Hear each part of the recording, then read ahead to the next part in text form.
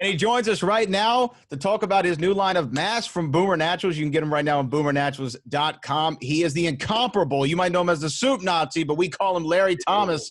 Larry, how are you doing today? I'm good, man. Thanks. You doing good? Yeah, you know what? We can't complain down here in good old Houston, Texas. But let's talk about it, man. Let's get right into it. The mask. You were holding it up right before we went live. No mask, no soup. Look at it. It's a beautiful piece of material there. You see it. There it is. How did this come about with you and Boomer Naturals, and where did the idea come from to do a signature line of face covers? Well, I do a lot of cameos, and somewhere it's interesting because it became a pandemic-proof job. In fact, it became bigger because of the pandemic. Buying a cameo for somebody is like, easier than going shopping or whatever.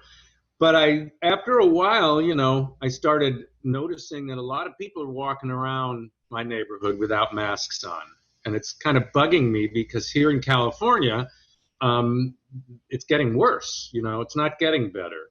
And so at one point, I started to say in some of my cameos, the ordering procedure, step 6 feet to the left, wearing your mask, no soup. And I have a friend that's a trademark attorney, and we were talking a couple of years ago about a guy that trademarked No Soup for You because it had never been trademarked, but he didn't really have a right to trademark it. He kind of was working with a soup company that were attempting to package the soups of Al Yeganay, the guy that I sort of portrayed more or less. But, Warner Brothers owns Castle Rock, and Castle Rock owned the script, and the script was copyrighted. And so it was kind of a weird little slippery thing this guy did. And so I called my friend and I said, I just came up with a phrase and I better trademark it before some complete stranger decides to trademark it and leave me out of it. So we trademarked No Mask, No Soup. And I did a little PSA for myself and put it on my Facebook page. And one of the execs from Boomer Naturals, I had met her before. And she just saw it. She messaged me and she said, how would you like to put that into practice? And, we make masks. And I said, I would love it. So they kicked around a few designs. I gave them, license and permission to use my my photo that I own, which was another idea of Castle Rock. They way back when their legal department said, go out, suit up as the Soup Nazi, take your own photograph, copyright it, and own it, and then you can't bother us, we can't bother you. And really nice of them to suggest that to me. And so, I gave Boomer the licensing rights to use the phrase in my face, and they came up with this mask, and I love it. I mean, I love their design, and it's just a lot of fun. I know it's not a product, hopefully not a product that's going to be around for a long time, but just for the short time that it might be around, it's kind of interesting. I like it. No, and they look great. And I was talking to Suzanne over there at Boomer Naturals, and she said that as soon as they launched, through the roof with sales. I mean, they were selling them like crazy over there. So I know it's a good product that a lot of people are gravitating toward right now. And then you got to become the Soup Nazi again on camera, working with a Donald Trump impersonator who the Trump refuses to wear the mask, and you kick him out of the soup stand. How much fun was that? That was a ball. I mean, first of all, my feelings about Trump are pretty strong. And so the fact that I would get to kick him out, as soon as she told me that was the idea they were working on, I said, I'm in.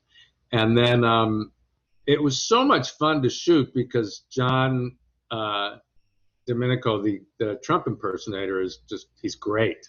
I mean, he has him down. Yeah. And Michaela Gordon, who played Melania. She was great. I mean, so it was just a lot of fun working with, really talented people, and um, getting to kind of recreate the character is always fun.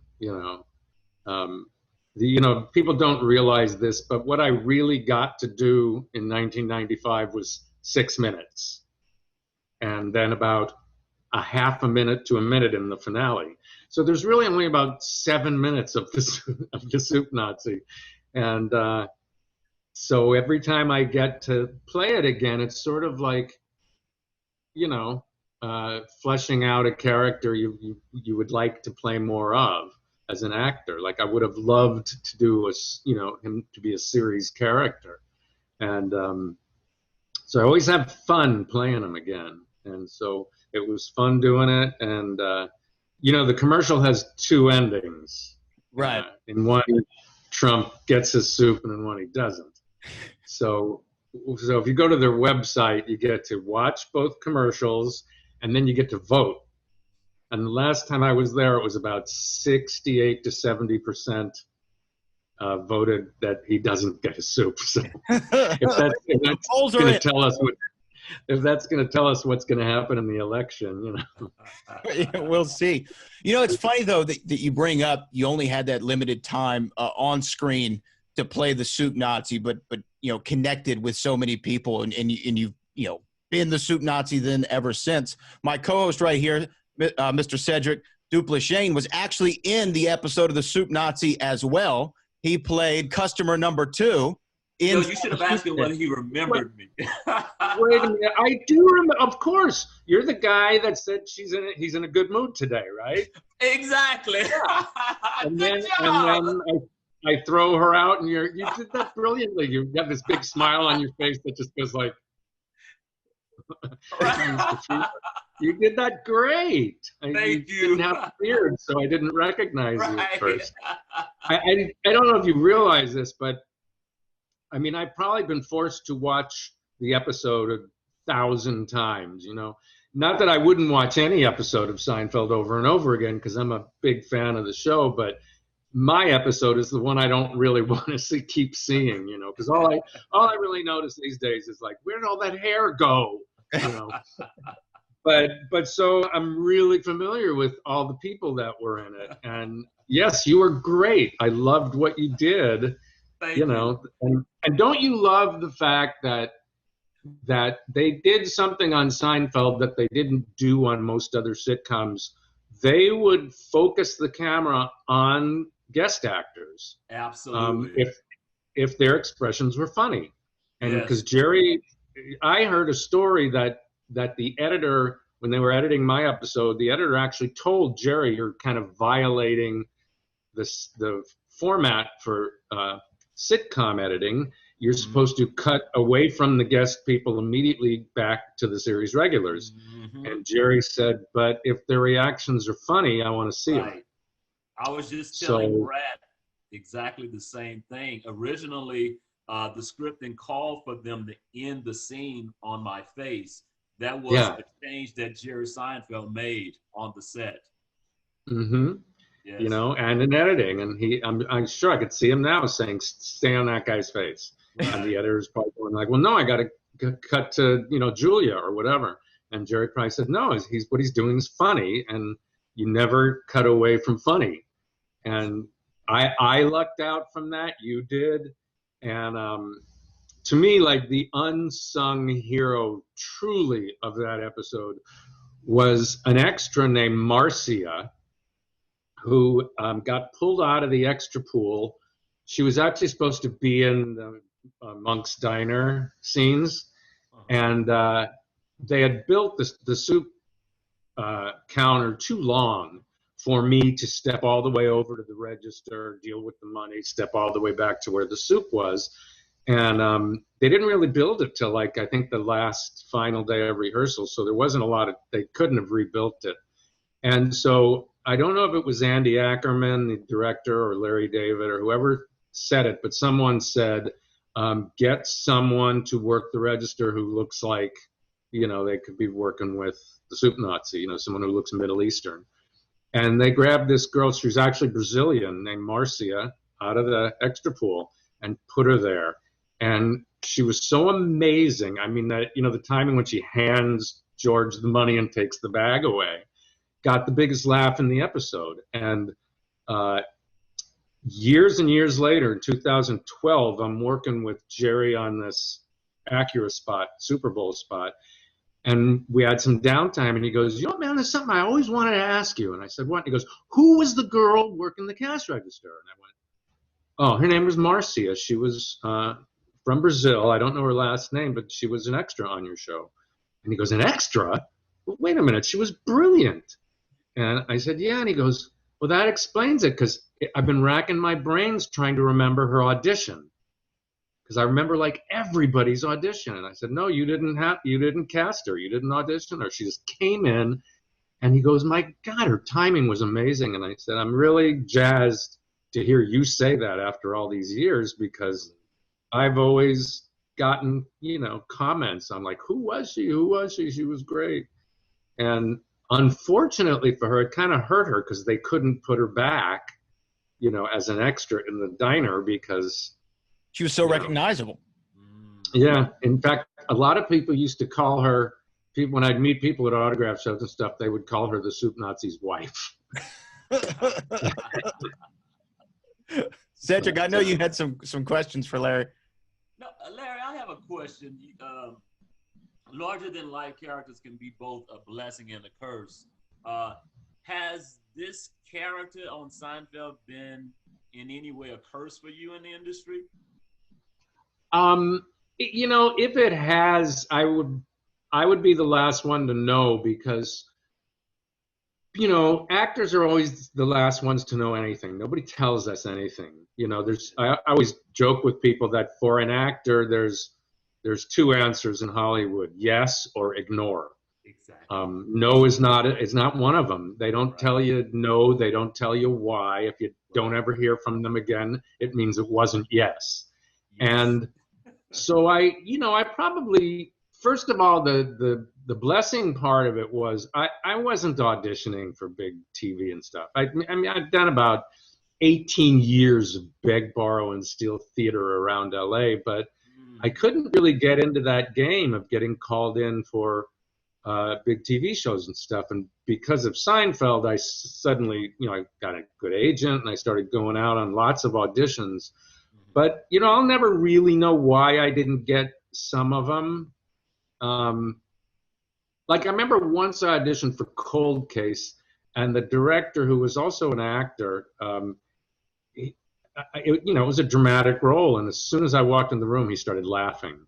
So I had a feeling that maybe it screwed me up on that one. And then I did an episode of CSI, but the funny thing was, when I was at the callback, there was a whole group of people, and I guess one of the producers was sitting next to the director, and the director said to me, he goes, I was going to be a convenience store owner. And he said, I'd probably do a Middle Eastern accent. And the producer elbowed him, and he goes, did you look at his resume? And the director said, no, why? And he goes, look at his resume. And he goes, oh, geez, you were the Soup Nazi. And I said, yeah. And he goes, well, okay, don't do the Middle Eastern accent, then do something else. Do Russian, which, I ended up doing Russian and getting cast, and then getting the oddest direction I've ever had in my life on the set when we went to shoot it, which was, instead of using the Russian accent, try to talk as if your parents speak with a Russian accent, but you don't. And it was like, and go, So I always, whenever, I show that scene to one of my friends, I go, did I do it? And they go, well, yeah, it does sound like, you don't sound quite like you're speaking, with an American accent, but you can't really tell. But anyway, so I never know if I didn't get things because of the Soup Nazi, or if, just that's what would have been my career anyway. Like I'm pretty sure I don't audition well. I kind of come up with a very specific idea and I go in there and I do it. And in the case of the Soup Nazi, you know, Jerry laughed his head off for 6 straight scenes. And in fact, I had only read the first 3 in the first audition. So here I'm reading and I get to scene number 4 and realize, oh my God, I've never seen this. And you don't really want to go ice cold. But Jerry was laughing so hard, I decided to just continue. So I read the last 3 scenes just ice cold off the paper. Right. And then Jerry actually said to me, he goes, you know, man, that was really funny, but he goes, I don't understand why he's quite so mean. So he goes, could you do it again and maybe, you know, make him a little nicer at times? And I remember trying to do that, but it was like 6 scenes of silence. Nobody, not even him, laughed at anything. Yes. And I thought that was going to screw me out of it, but when they cast me and we went to work that day, I went on the set and Jerry just came over and he goes, you know what, man, forget about the direction I gave you. Just do what you did when you came in. For some reason, the meaner, the funnier. So I think with me, sometimes I make choices that certain directors or producers don't quite get, and so I don't get the part. But when you get a guy like Jerry who's into whatever he finds funny, whether he understands it or not, whether it's his idea or not, I guess I lucked out. So in short, I just don't know if there's any curse part of it, but the blessing part of it just goes on and on and on, you know? I mean, I didn't know as an actor if I was ever going to like make a living. I was, like I said, the first like 18 years I was working full time and doing theater at night. And then even with the Soup Nazi for the next 8 years, I still kept my full-time job. And then I think it was around 2003, I started to get offered oddball things like autograph shows, certain personal appearances for corporations and stuff. And my best friend, who's an actor, just said, you know, Larry, it's time to take a leap of faith and quit your job and see what happens. And so I did. And the space got filled in by all these kind of appearances and stuff. So I ended up doing much more like live stuff than you know, new roles on TV and stuff. Even though I did get to do about, you know, another like 50 TV things and stuff, which was great. And funny films like Austin Powers and whatever. So where I sit right now, I have a 92-year-old mother in a board-in care, and her Social Security only pays for half of it. And I'm able to pay for the other half. Nice. And pretty much solely through doing cameos and, you know, until the pandemic, I used to travel a lot. Like every summer I would do about 6 or 7 minor league baseball games, which were always fun, except for the really scary part of throwing the pitch. You don't want to be that guy who ends up on YouTube just throwing it into the stands. Well, you know, the funny thing about it is the very first time I got asked to do it was for the Cubs. And I wasn't appearing or anything, but it's a friend of mine had a skybox there and he talked them into it. So I went there and I'd never actually thrown a hardball pitch before. So I didn't play baseball.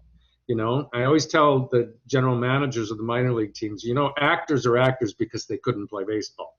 Right. And my friend taught me the form of like how to throw an overhand hardball pitch, but we didn't do the distance for some strange reason. He didn't think it was important, and I didn't know what the distance was. So when I stood 60 feet away on that mound, it was like vertigo. I mean, it was like, oh my God. So I just threw it as hard as I could, and it went over the catcher's head. And I got booed. You've never been booed until you've been booed by Cubs fans. Yeah. They're very good. That's kind of a badge of honor in some ways, right? Yeah. And then I had to go walk up through the the stands to get up to the skybox, and then, you know, like, great toss, Soup Nazi, learn to pitch, Right. you know, only with a Chicago accent, of course. But after that, Sony did something at the White Sox game, and they wanted me to throw a pitch. So this time I made sure I was working on a low-budget film, and the producer brought a couple of gloves and a hard ball, and we just practiced the distance in the parking lot over and over until I could finally just get the ball right to him. It's terrible form. You could actually look it up. You know, there's pictures on the internet of me throwing that pitch. It's like this huge overhand snap.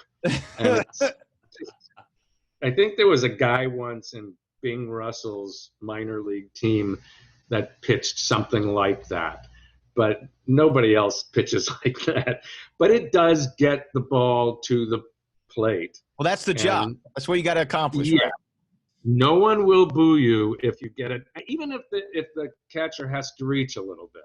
As long as, you know, he can catch it, you know, with the length of his arm, people will applaud you.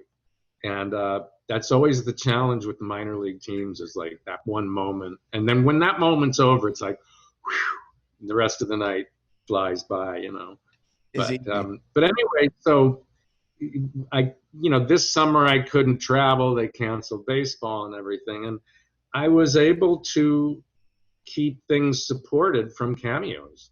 So that's incredible. I mean, it's incredible what the, you know, the ability of technology has still afforded us during these times of the pandemic, even getting to talk to each other through Zoom and things of such as that nature. It's been pretty incredible. When you talk about the character, you know, Cedric was saying, is it a blessing? Is it a curse?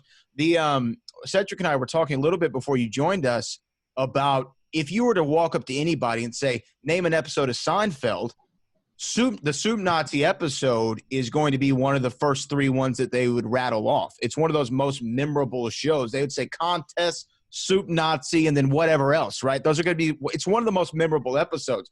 When y'all were both on set, I guess this is a question for both of you. When you were both on set in 95 filming that episode, at the time Seinfeld is the biggest show on television, but were you – either one of you aware – of how much this particular episode was going to connect with people? Larry, I'll go to you first. Well, I was going to say go to Cedric first. Go to Cedric. We'll go to Cedric. I don't know if he heard what I heard, but I heard some grumbling around the set that someone high up there didn't like the script. Oh, wow. And he kept saying, I don't think we should do this one, man. I don't think we should do this one. And you know, Andy Ackerman, who's the director, had to kind of explain some of the jokes to him because he didn't think they were funny.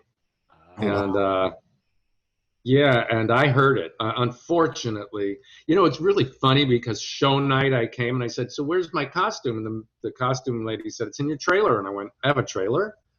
And she goes, yeah, it's right behind, you know, soundstage. So I spent the whole week just hanging around the set, watching everybody work. It was like, you know, I mean, it was like a great class to watch them rehearse, and I couldn't take my eyes off it. So I don't know, Cedric, if you met Tom Barry when you were working on it. Just the director and Jerry Seinfeld. Okay, well, you know, Tom Barry played Elaine's building superintendent that wouldn't let her move the armoire in. Right. And then later he was one of the, you know, regulars on Cold Case and played Michael Jordan's father in Space Jam. Okay. But Tom and I remember one day we were sitting in the bleachers watching a Jerry's living room rehearsal. And it was the one where Julia sort of invented the idea of slipping out of the room just when you know, George is going, all this schmoopy stuff is making me and Elaine and everybody crazy, right, Elaine? And he points, and she's just walked out the door. But she invented that. And we were watching her do that. And, you know, we were just looking at each other going, God, wouldn't it be amazing to come to work like this every day? Yes. You know, I mean, it was so fun and relaxed. But I did get to hear that someone didn't like the script, and so I kind of walked away thinking, I'll be lucky if it airs. Wow. Because I don't get the humor of stuff I do most of the time, you know? I mean, when I did Austin Powers, all you had to do was look at Mike Myers' face and you kind of got it. But I didn't know the movie was going to be that big. But yeah, so I had no idea that the episode was even going to be one of their good ones. We did get a good ovation from the audience, which was a good sign, I remember. But yeah, I thought maybe that it wasn't going to be one of the good ones. Anyway, go have but anyway, yeah. So there was a few days. So what happened about maybe 3 weeks later? I was in this acting class, which is really how I got the job in the first place, because Jeffrey Tambor was part of the class. He was in the master's class and substitute taught us in the advanced class. But one of my classmates came up to me and she goes, I know a friend of Mario Joyner's who's like Jerry's best friend. He's a stand-up comedian. And he told my friend that they were editing your episode and they were thinking it was coming out really, really good. And that was about a week before it aired. So I said, oh, that's good news. I expected like kind of the opposite, So there was that. And then the funniest thing is the night the episode aired, a friend of mine reserved a room in this great Hollywood restaurant and reserved the whole back room with a big screen TV. And it must have been about 12 or 15 friends. And we're watching it. And she had just recently bought, I think it was a new Cadillac. And I guess it was parked on Highland Avenue in Hollywood out front. And we hear this gigantic crash. It was like an explosion right in the middle of the episode. And everybody gets up and runs out front. A van had hit her car.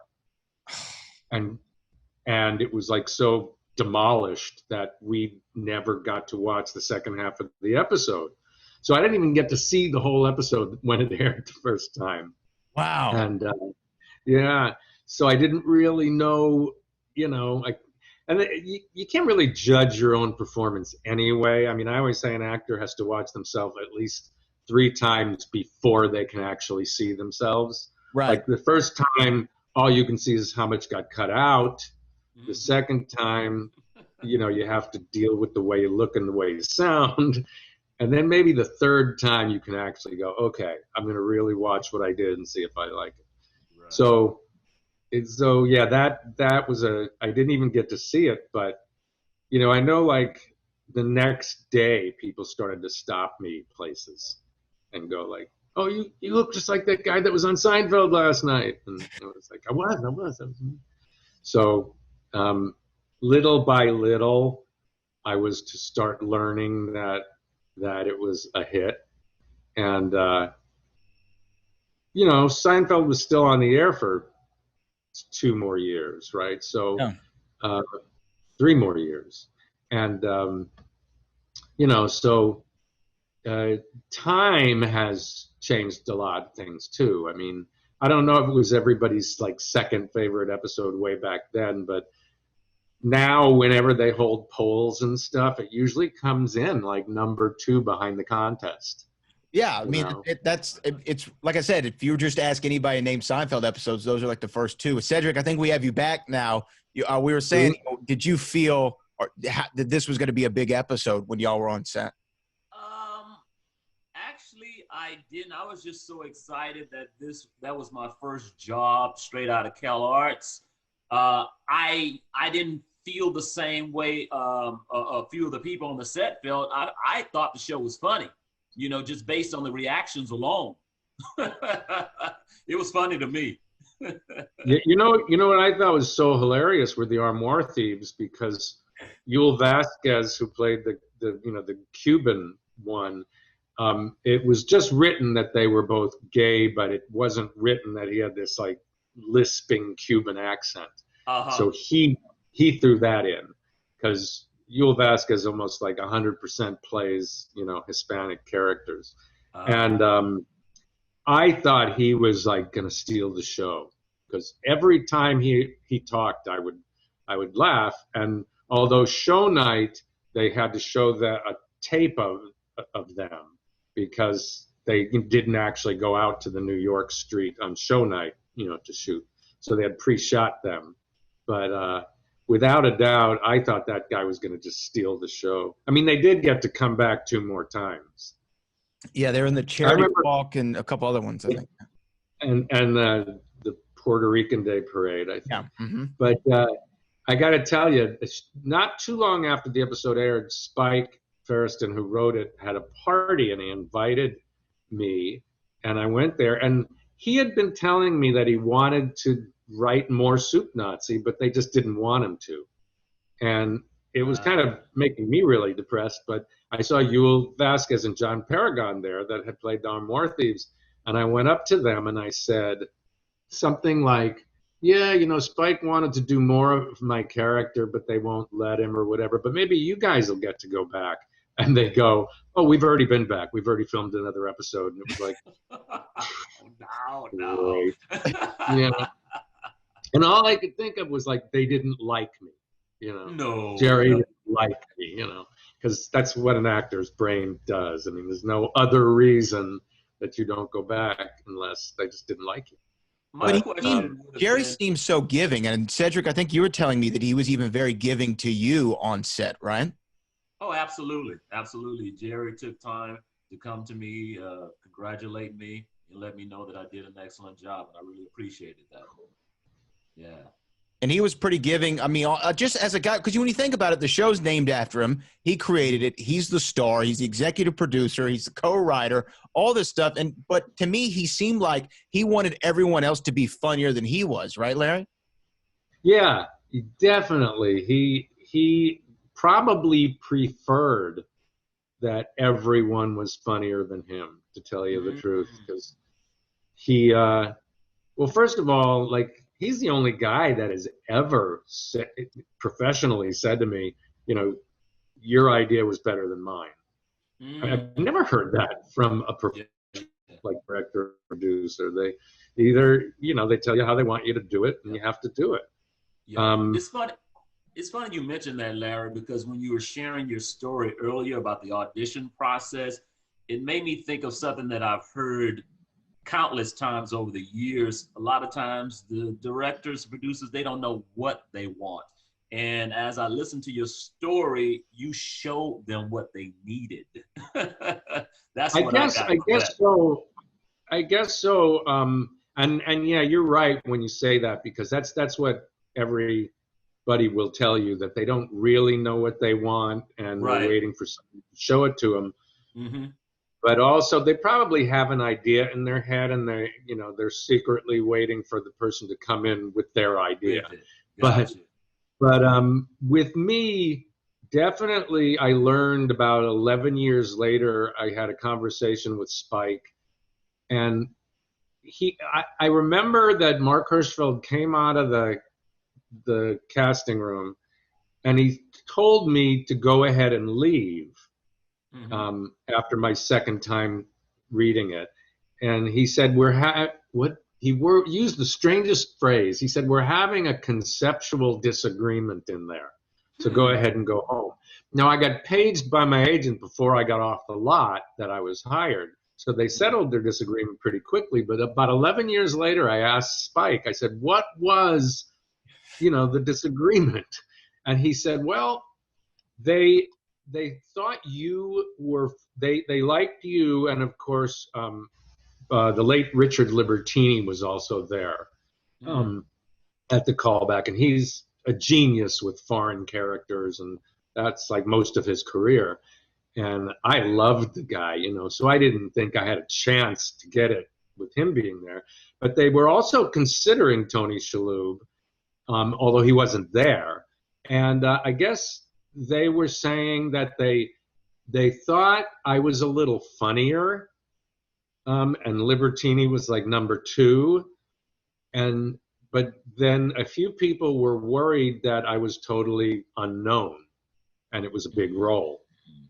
So that was the argument, and Jerry finally let Spike make the decision. He said, well, you wrote it, you wrote the character, which guy is your favorite?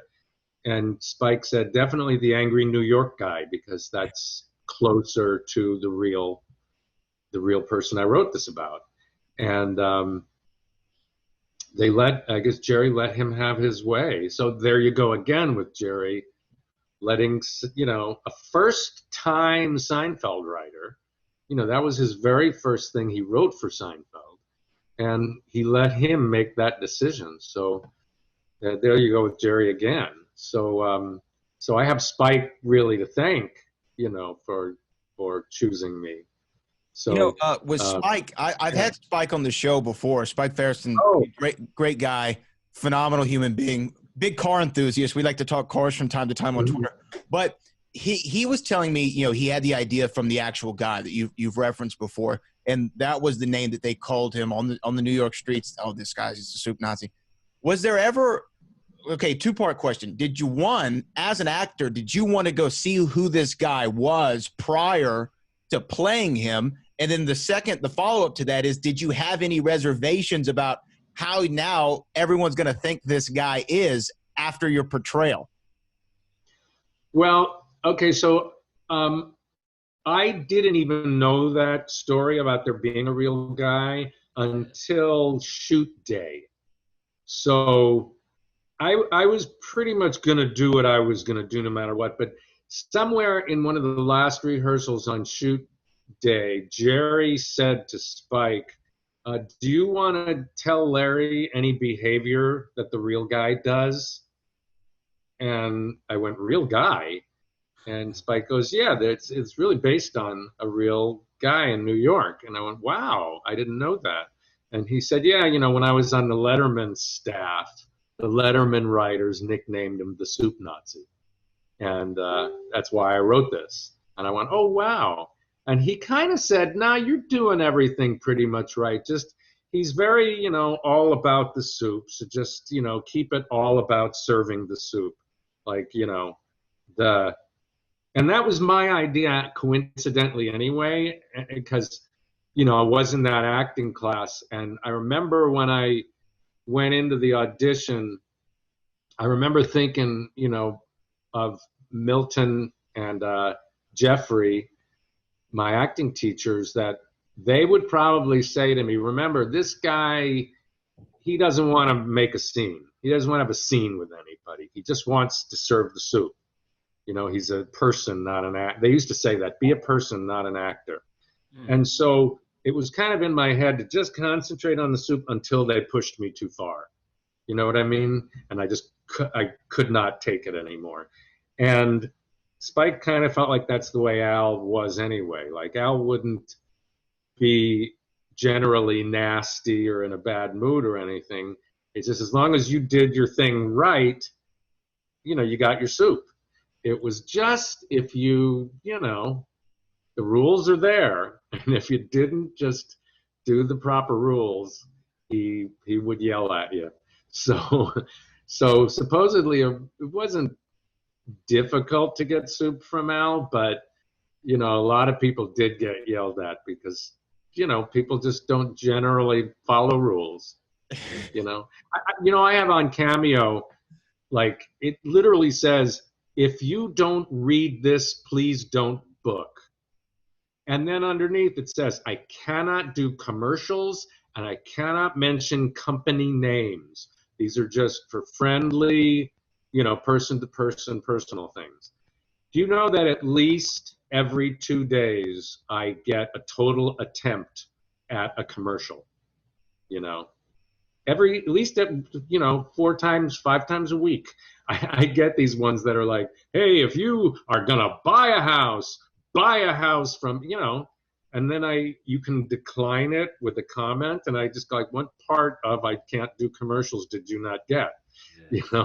And I probably shouldn't be a wise ass, but you got to let them know what time it is sometimes, Yeah, because it does. People that can't read things and follow rules do bug me. So there's where I am like the soup Nazi. Is like, I am bothered by people that can't follow simple rules and stuff. And so many people are like that. They just have this sort of contrary behavior, you know, where they almost intentionally do things the opposite that they know they're supposed to.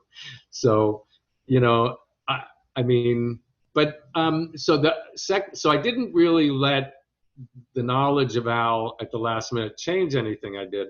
And then the second half of your question was, what would you say? Were you worried that like your portrayal would now be projected on this guy forever and people would think that he's just this angry person? I didn't really think of that at all.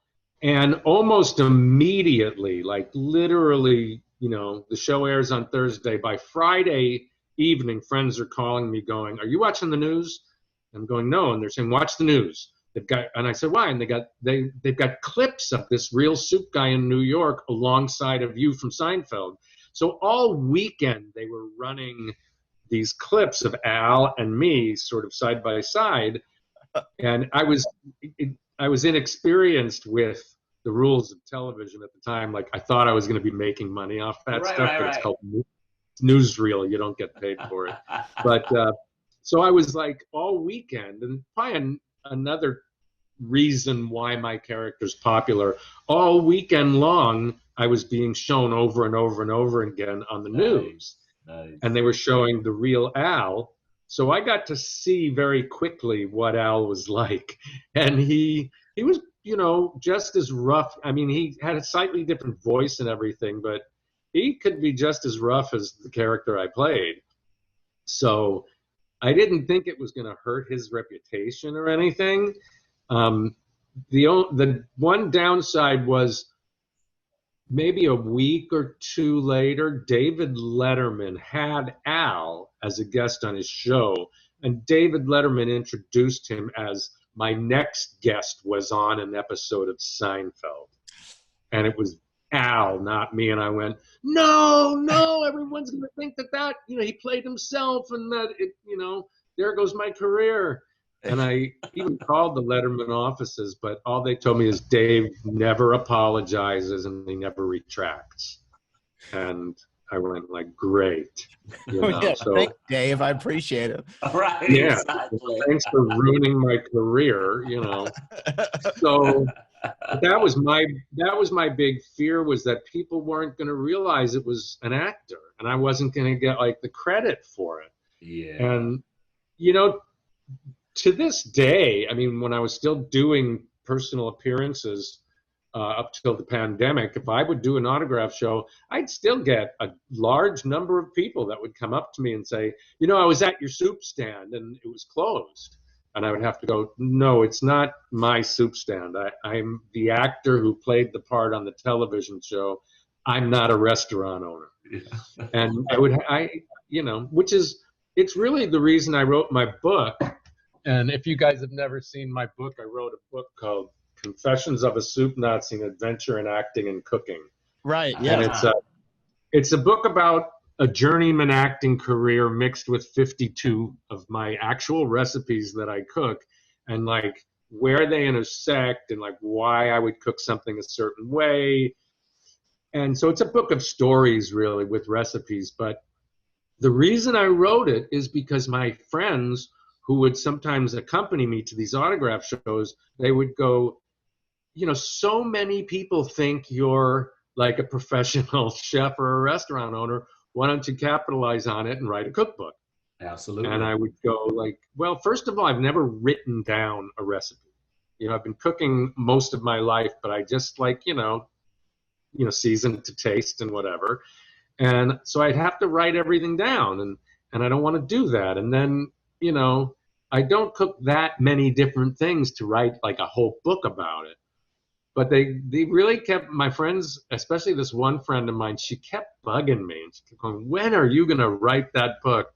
And then one time I was visiting them. They lived in Pittsburgh, and I was a guest for a few days in their house. And she said, sit down and write something. You know, so I wrote, it's sort of a paragraph, and it's actually the first page. And what I wrote that day was, was wait, let me hold on. I think I can remember it, but I wrote. Now this is a sort of a chronological story of my cooking and acting life. So if you really can't wait a while for my mulligatawny soup recipe, no, okay. So the first thing I wrote was, this is not so much a cookbook as it is the memoirs of a kid from Brooklyn whose working single mother never learned to cook. It was either learn to cook or live with eating TV dinners and macaroni with ketchup his whole life. Macaroni with ketchup was the only thing my mom knew how to cook. And anyway, so that's what I wrote, that like paragraph. And I stuck it in the desk drawer of the room that I was staying in, and it sat there for a year. And then a year later, I finds it, I guess, and she scans it and emails it to me and said, by the way, here's that page you wrote last year. Write something else. And so I went, okay. So I went from that to like when I was a little kid learning how to make eggs, and my first like solo thing I invented was the leftover pasta omelet. Like I put some leftover pasta, rolled it in an omelet, and then put the sauce on and cheese on top. And then, you know, bagel pizzas and stuff. And then when I was a teenager, I was working at a swap meet, and I was sampling cookware. But in order to do it, I would just cook chicken in lemon and tomato, and I think it was just like lemon and tomato wedges and stuff to show that it doesn't stick.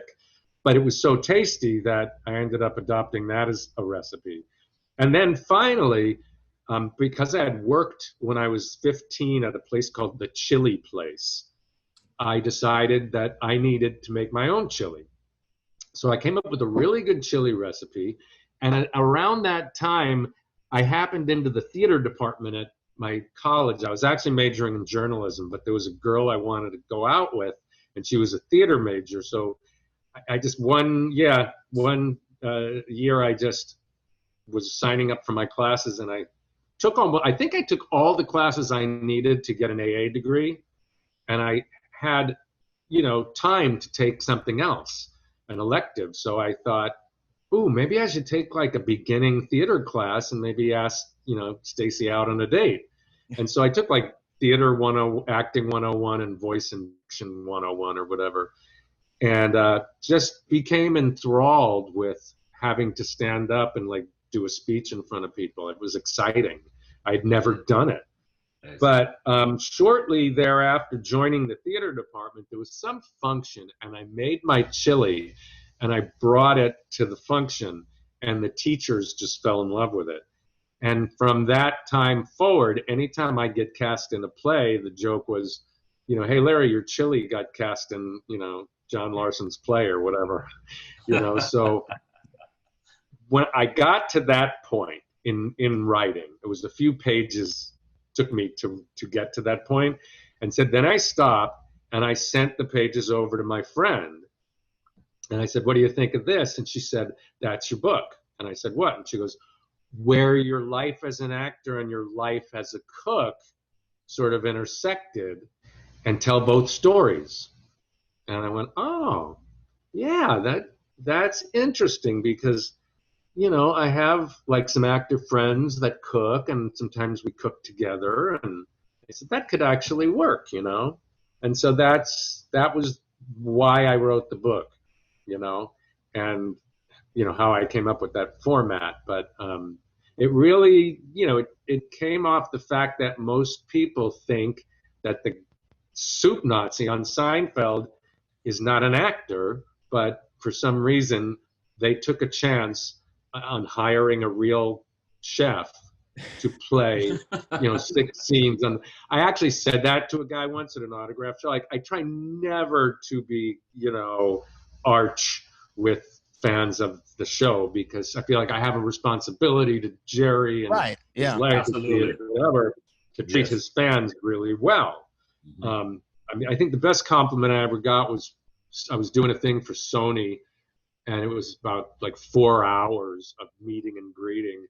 And one of the Sony execs said, "You know what I like about you is you treat the last fan the same as you treated the first fan." And I said, "Well, I'm trying, man. It's not happening by accident. I'm exhausted." Right. But anyway, one time I was doing an autograph show, and a guy came up and sort of, not rudely, but slightly rudely said something to the extent of, "So, you know, do you ever get the idea to maybe do some more acting after you did Seinfeld, or, you know, was just that the end of your career?"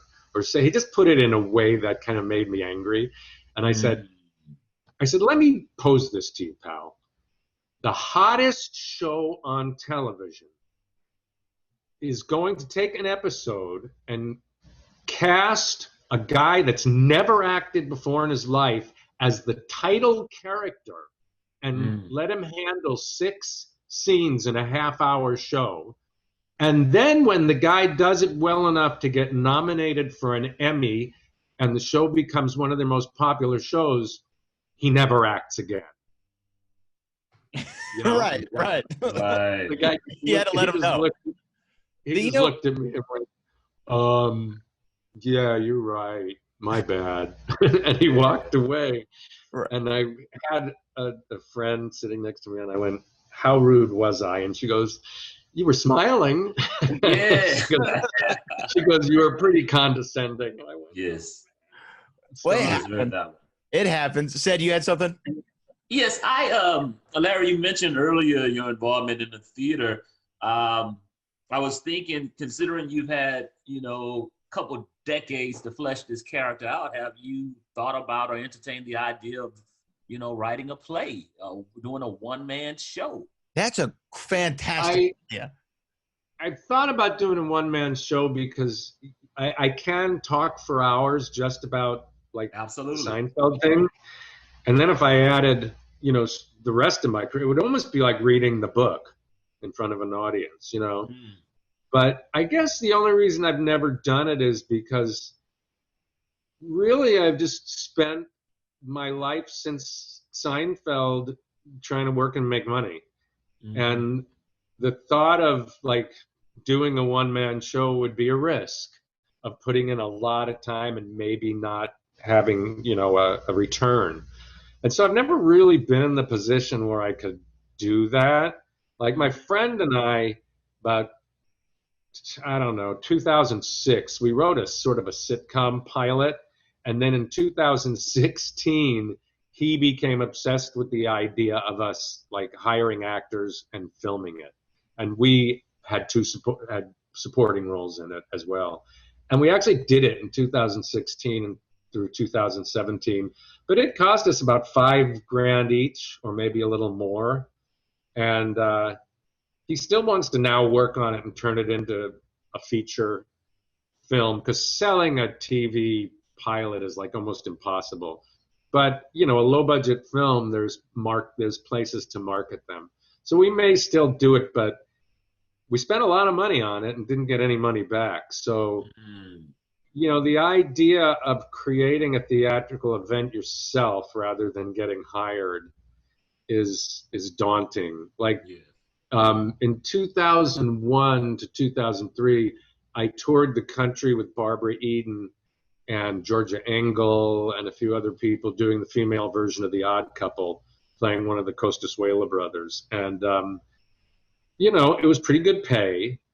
And we got to do about 45 cities, and we would take these long breaks, but then this show would sell again to a group of theaters and we'd go out again.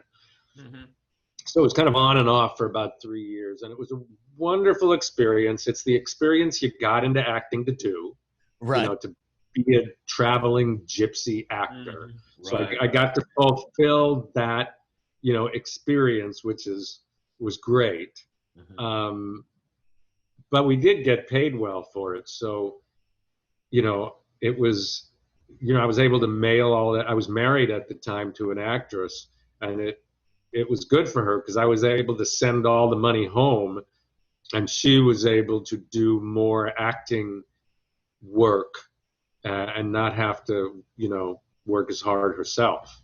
Right. And because she was working on her career too.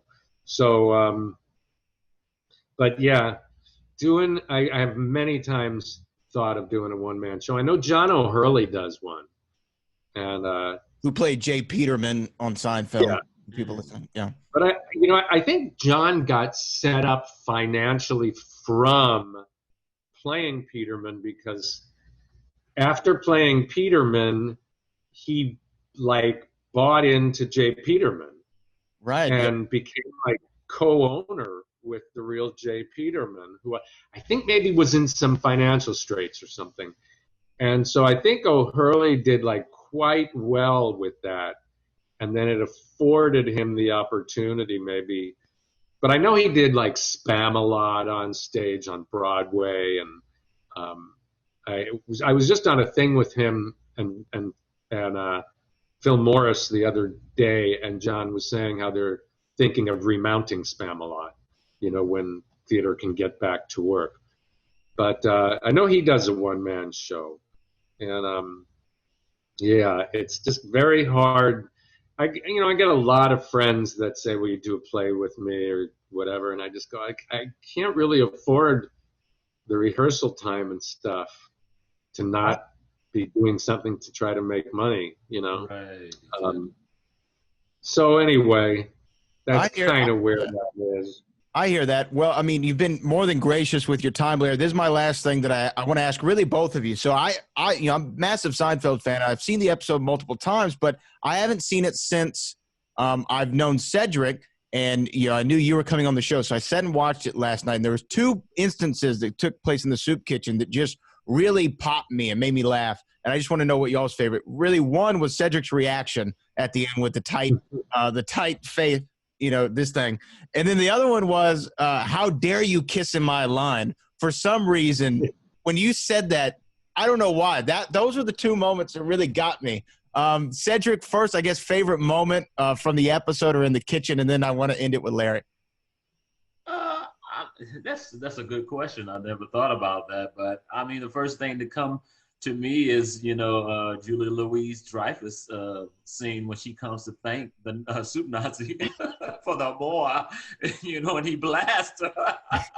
If I knew it was you, yeah. That was fun. If there's a minute, I just have a quick story about that before I tell you what my favorite moment is. This is Larry David. If you're wondering, because he plays this nebbish on Curb, and it's sort of like the way Larry David is socially, but if at work, he's sort of a different guy. He's very almost mathematical. So one time during that speech where I'm yelling at Elaine, I picked up like a cloth and dabbed my head. Like I was so angry I was sweating. And Larry he didn't give me a lot of direction, but he just at one point watched me do that in the rehearsal and went, "Okay, do everything you're doing, but don't do the thing with the cloth. It's just a little too much." And that's how like specific he is. So I just didn't do that one thing. But I think my favorite moment is one that Larry invented and reshot later on after the audience left. After the audience left, he wanted to change two things. One thing was when the Spanish guy said "por favor," originally I just yelled "unacceptable," and he wanted me to go "adios, muchacho." And I actually had to act that with Larry because the gentleman that had played the Spanish guy had already been released and left. So I actually had to play that with Larry. So he's actually on the other side of the receiving end of "adios, muchacho." But then the other thing he wanted to slightly change was originally when Elaine, went "hoo-ah, hoo-ah," I just immediately just yelled, "No soup for you, come back 1 year." And the audience liked it enough, but Larry wanted me to go, very good, you know what? What? "No soup for you, come back 1 year." And they brought her back down, and now the whole place was empty, So it was kind of just me and her and the crew. And I think, as I remember, he didn't like really tell her what I was going to do. He just said, "I want to retake this scene." So she does the Al Pacino thing, and all of a sudden I go, very good, very good. You know what? And she just goes, what? And then I go, no soup for you. And she literally just dropped to the floor. And she was laughing. And like a minute later, she comes back up and she goes, oh my God, you are so funny. So that's got to be my favorite moment, because I made Julia break, you know. And So good. but and one more thing, because you had mentioned you love the "There's No Kissing in My Line." Yeah. In the actual rehearsal, there was a line in the scene. You just cost yourself a soup, Fraulein. And when we rehearsed it, the cast got into an argument, sort of, over how you pronounce is it Fraulein, Fräulein, you know, and they're going back and forth, and I'm like, dare not say, I wouldn't know anyway, but you know, I was too scared to, like, you know, speak up or give an opinion. And so I think they shot me saying it both Fraulein and Fräulein, and then they cut it. So that's why the whole argument. Me go, you just cost yourself a soup, and it stops like abruptly because I took a breath and they had to cut it. And, that's awesome. So it's not there, but it just, that was such a funny moment because everything stopped and they're all going like, well, and Heidi Swedberg got in on it because she's German, and it was just like going back and forth, and I'm just going like, here, I'll say it any way you guys want.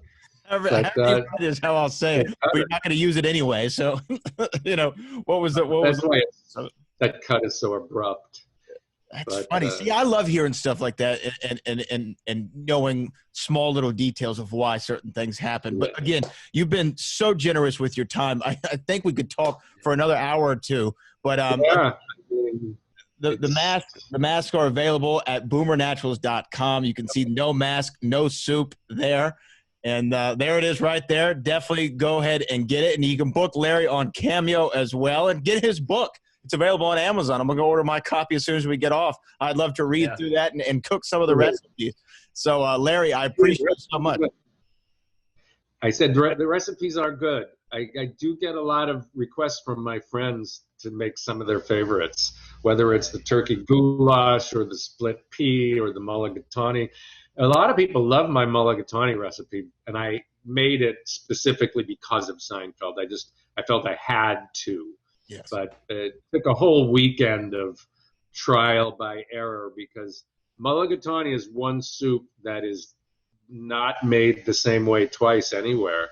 It could be a cream milk, coconut milk base. It could be a chicken stock. It could be vegetarian. Al puts like pistachios and stuff in his, and I don't. But I did come up with what I think is a real winner on the mulligatawny. So give it a shot. It's not difficult. We're definitely going to do it. And I'm glad that after all these years, Cedric and Larry, y'all got to see one another again. Yeah, it's really good to see you, Cedric. I've always thought you did that so wonderfully. And, you know, and people have commented to me about you. You know, a lot of people, you know, because I get to meet, like in an autograph show, I'll meet like 100 Seinfeld fans of the episode. Wow. And I've heard a lot of times, I love the guy that, you know, his smile turns to fear after you yell at him. Excellent. So you get a lot of good comments on me. Anson Williams once answered a question for me. He was sitting next to me, and someone said, so why do you think, you know, your guest spot on Seinfeld is so popular? And before I could even open my mouth, Anson Williams goes, 32 million viewers. And I went, what he said. Yeah, that about sums it up.